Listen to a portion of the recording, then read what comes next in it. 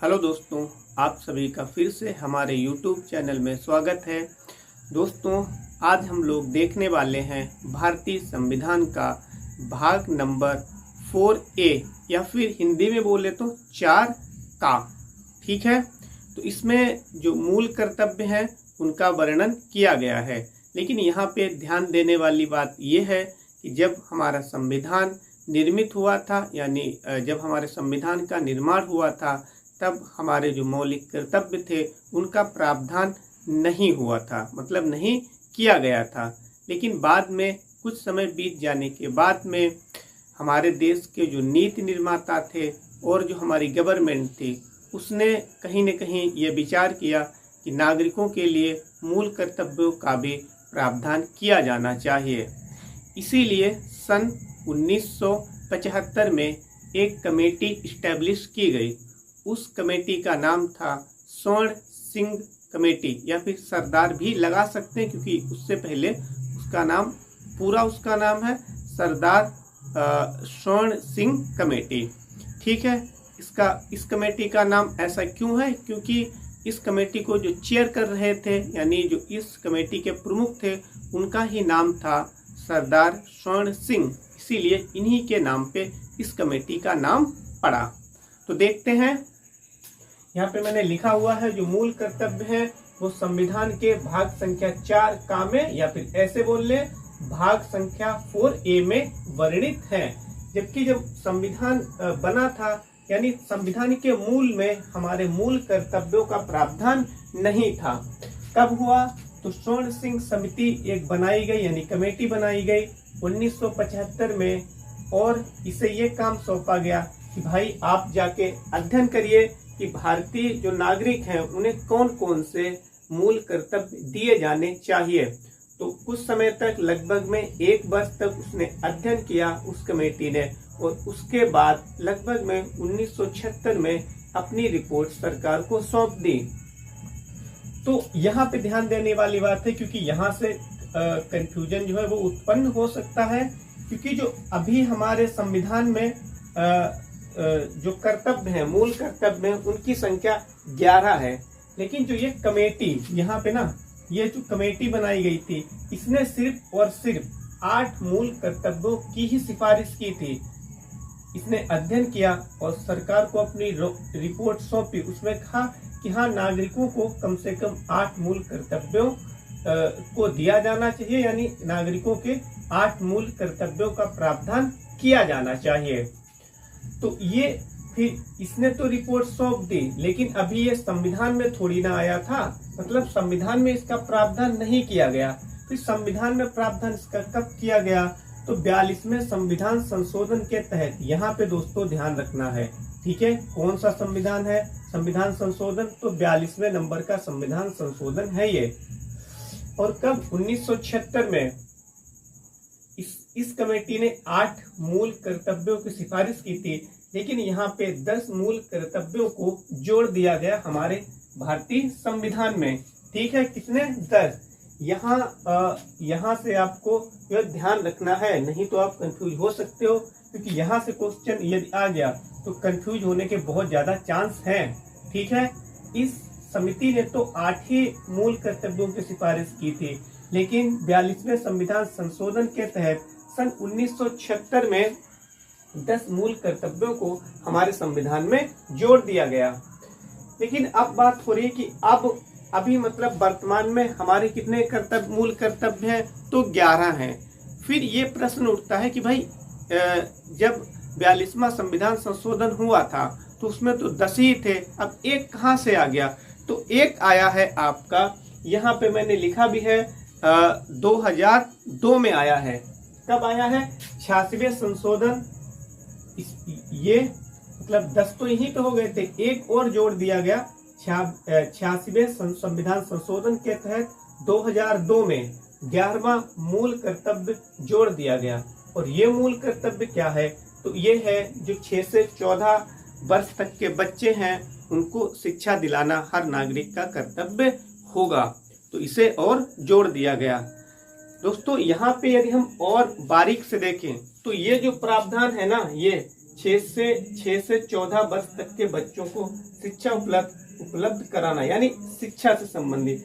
तो ना कि सिर्फ ये मूल कर्तव्य है बल्कि ये मूल अधिकार भी है। किसके तहत? ये 21 के तहत है। मतलब मूल अधिकार किस अनुच्छेद के तहत? तो अनुच्छेद 21 के तहत ये मूल अधिकार भी है। जब हम लोगों ने ठीक इससे पहले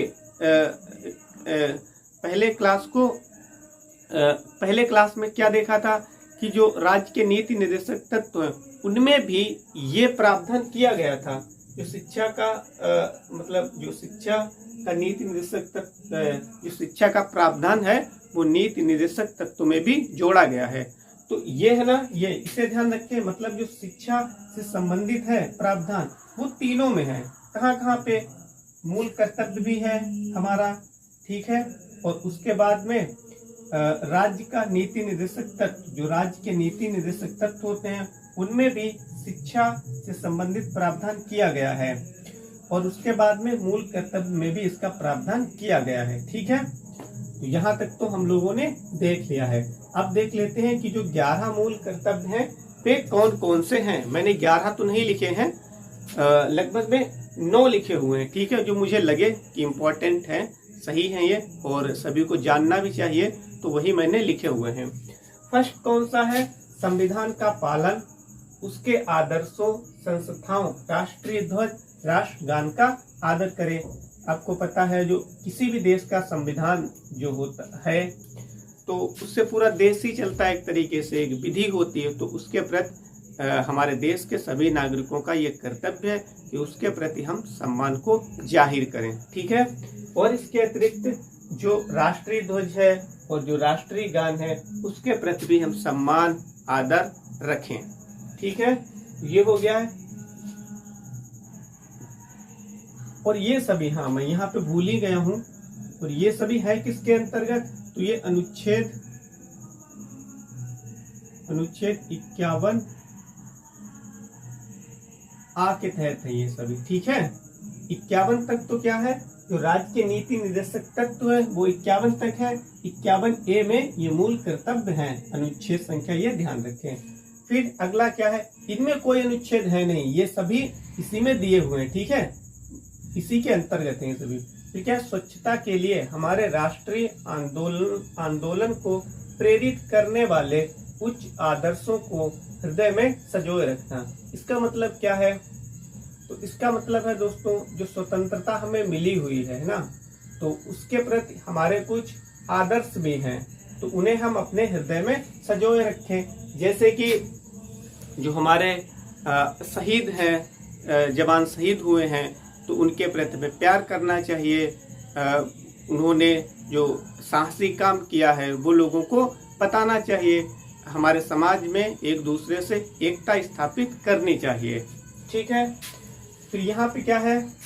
तीसरा देखते हैं, भारत की एकता, अखंडता, संप्रभुता की रक्षा करें। भारत की एकता मतलब भारत में एकता बनाए रखें, किसी प्रकार से दोष भावना ना फैलाएं। अखंडता मतलब ऐसा कोई भी कार्य ना करें जो भारत देश है वो खंडों में विभाजित हो, बल्कि ऐसा नहीं होना चाहिए, ये अखंड रहना चाहिए। जो भारत देश है वो अखंड रहना चाहिए, संप्रभु रहना चाहिए, ठीक है। और इस सब की रक्षा करना हमारा कर्तव्य है कि ऐसा करने में हम सभी क्या दें? योगदान दें। फिर क्या है? देश की रक्षा तथा आह्वान किए जाने पर देश की सेवा। तो देश की रक्षा करना हमारा सभी का कर्तव्य है। आह्वान किए जाने पर देश की सेवा, इसका मतलब क्या है?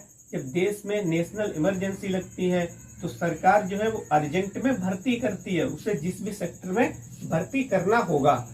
और जब आपातकाल लगा होता है तो हमारे अधिकार भी, अधिकतर अधिकार, सिर्फ 2 अधिकार ही बचते हैं। अधिकतर अधिकार तो क्या हो जाते हैं?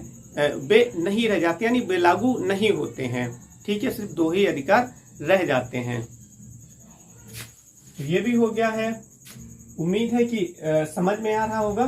फिर है समान भातृत्व की भावना। यहाँ इसका मतलब क्या है? समान का तो पता ही है, भातृत्व का मतलब होता है भाईचारा।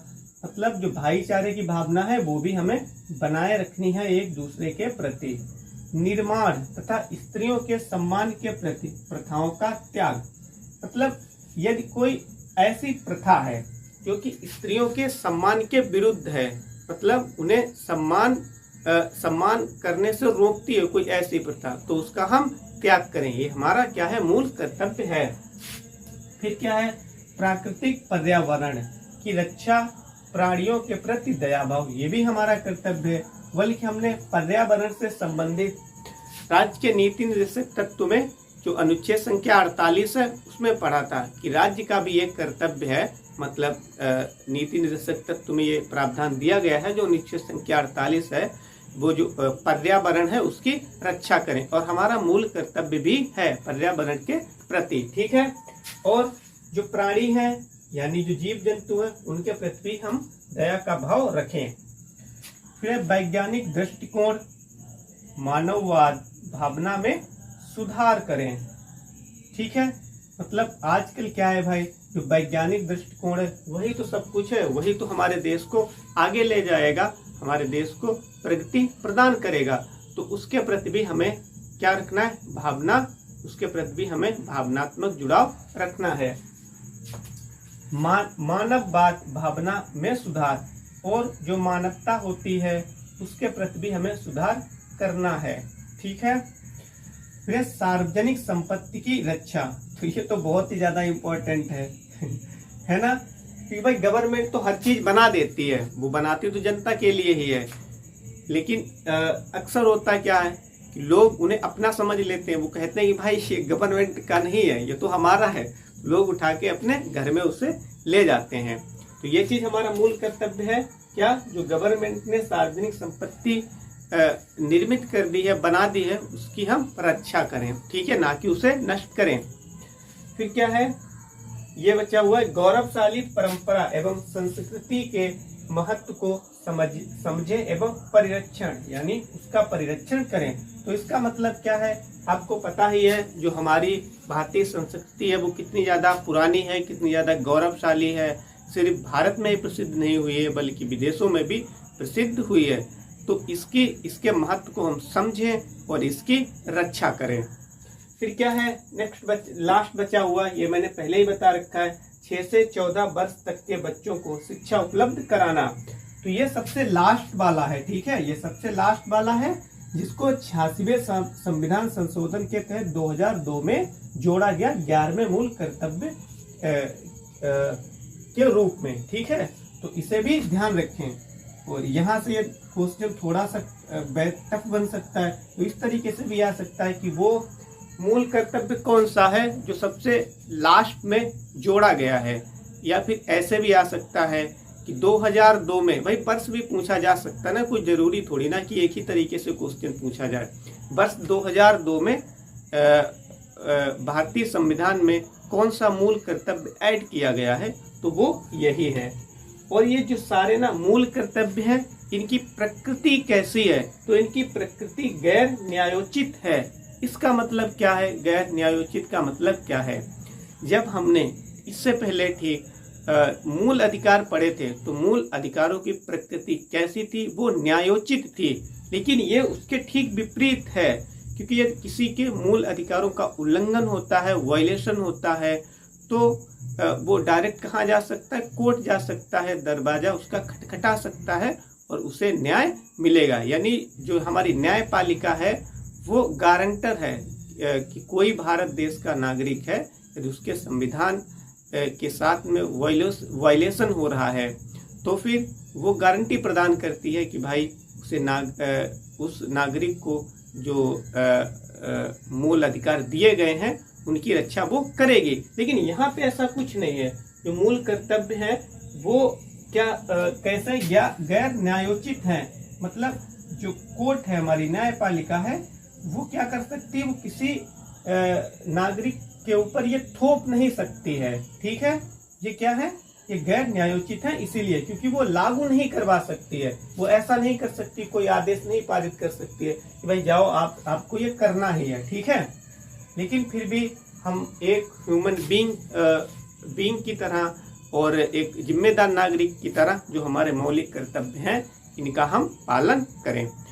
तो फ्रेंड्स, आप कमेंट बॉक्स में बता सकते हैं कि ये वीडियो आपको कैसा लगा। ये आपको किसी और भी टॉपिक पे वीडियो चाहिए है तो आप वो भी कमेंट बॉक्स में कमेंट कर सकते हो। यदि वीडियो आपको पसंद आई है तो लाइक करना ना भूलें और अपने दोस्तों के साथ में ये वीडियो शेयर करें।